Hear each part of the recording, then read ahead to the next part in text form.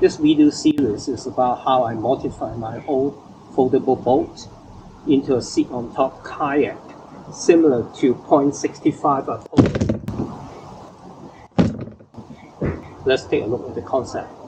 The .65 Falcon kayak can be configured with 3 sections for 2 people or just 2 sections for a single person.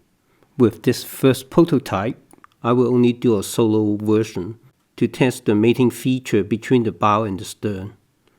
If my idea works, I will add the middle section. 2 years ago, I modified my foldable Gen 3 boat into a rigid hull kayak. It is a successful project. I'm using learning from that project to build this hard shell modular boat.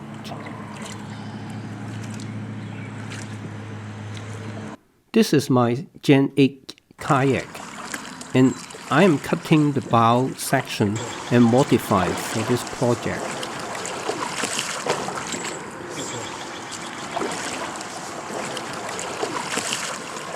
I must keep the length of the bow section to be about 4 feet 6 inches long so that it will fit inside my car. I will use foam as the core and provide the flotation and the Coroplast hull to hold the boat together. Now take a look at the Falcon kayak. The bow and stern sections are very symmetric. Since I reused my old boat, the bow section is much narrower. Therefore, for my prototype, I will increase the length of the stern section to provide sufficient buoyancy.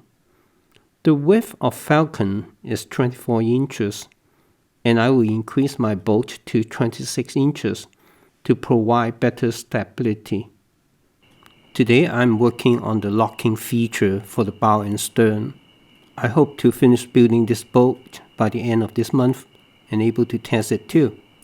If you find this video interesting, please give me a like. I appreciate if you would subscribe to my channel, and you will be notified for my next upload. Thanks for watching. Bye bye.